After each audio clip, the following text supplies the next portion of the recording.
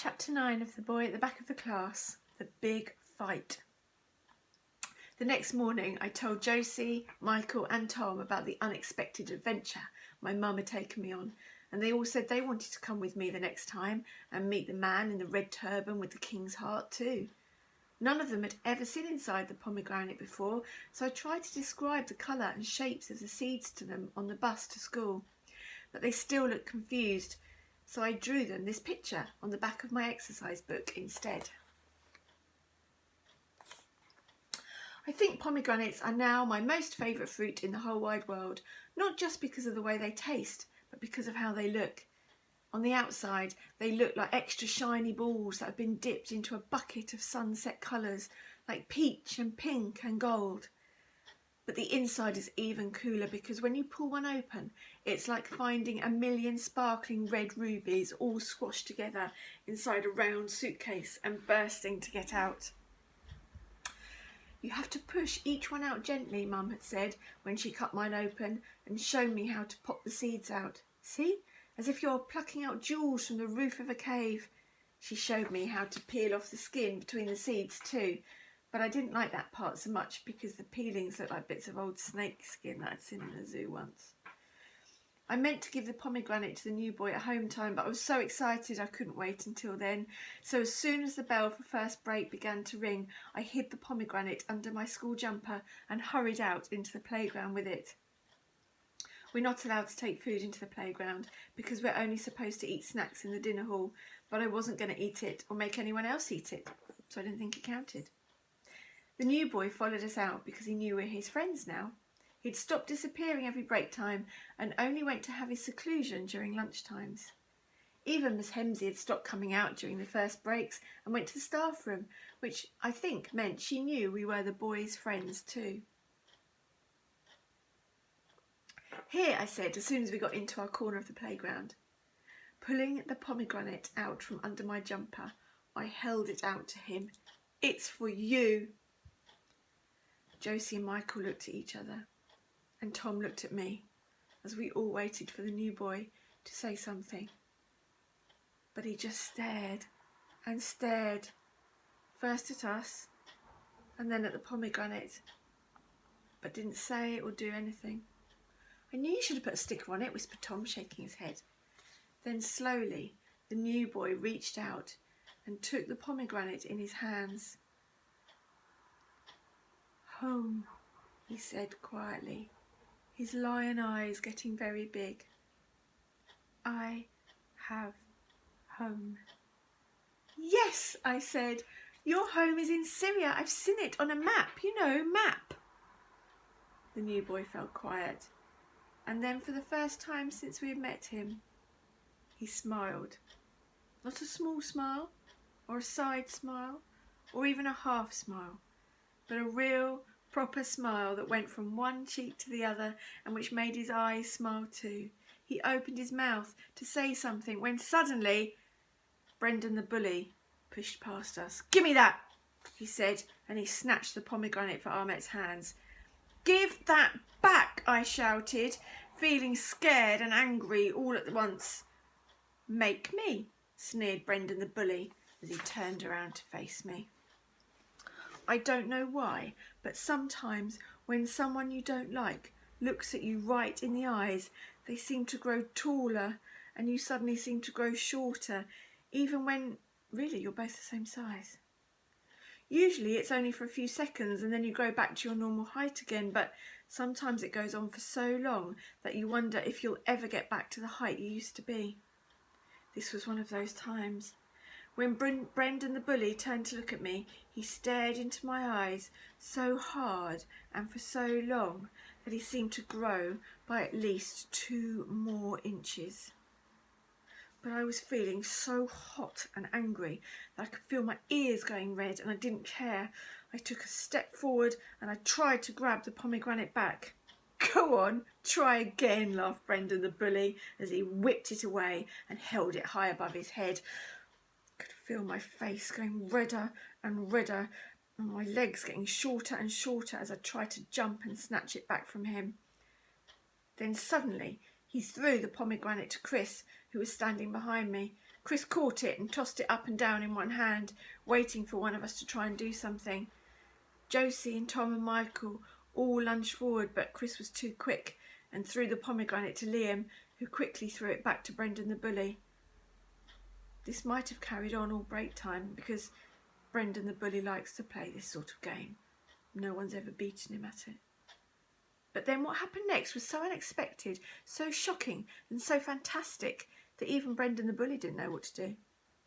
Because suddenly, with a huge roar, Ahmet ran straight at Brendan the bully like an angry lion, crashed into him with his head. Brendan the bully fell backwards and onto the floor, his legs swinging up into the air. We all gasped out loud, but Ahmet didn't stop there. He jumped on top with his face red and patchy and punched Brendan the bully as many times as he could, shouting something that none of us could understand. Someone behind us cried out, "Fight!"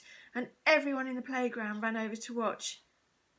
But, and this was the most shocking thing of all, it wasn't really a fight. You need two people, at least, to be fighting for it to be a fight. And Brendan the bully wasn't fighting back. Not at all.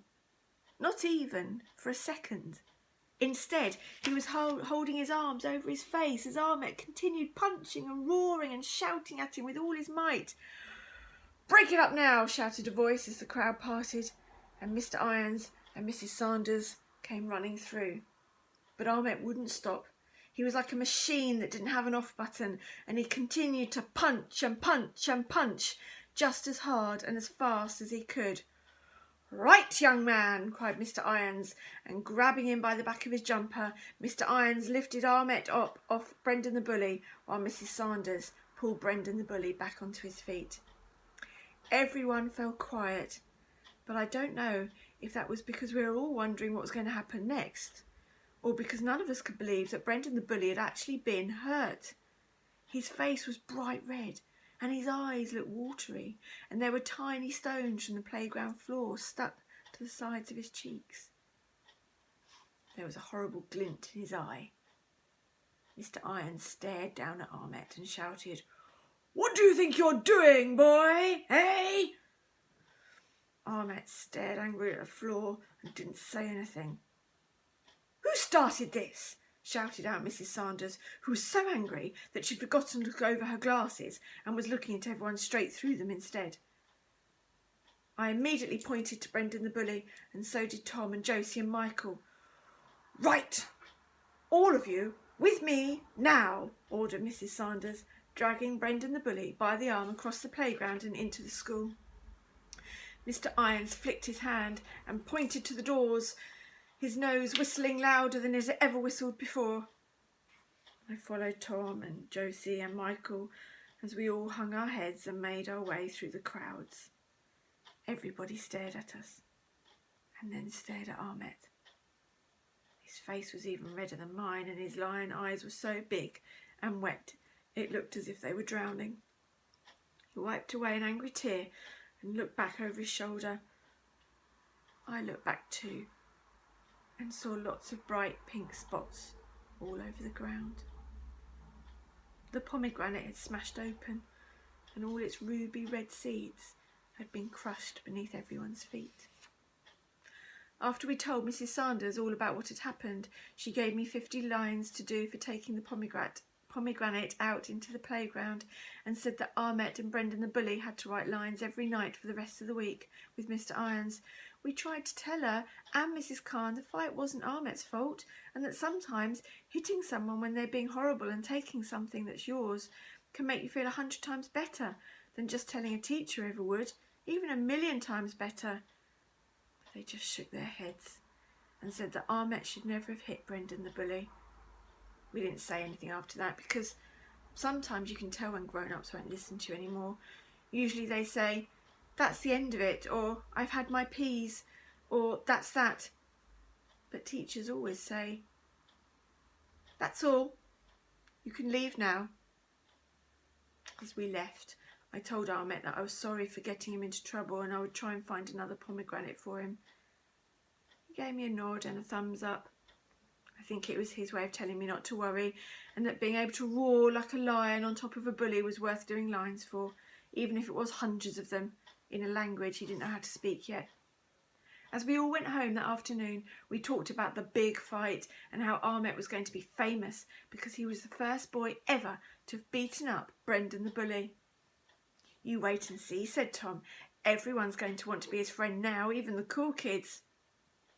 I guess Tom was right, but made me feel sad.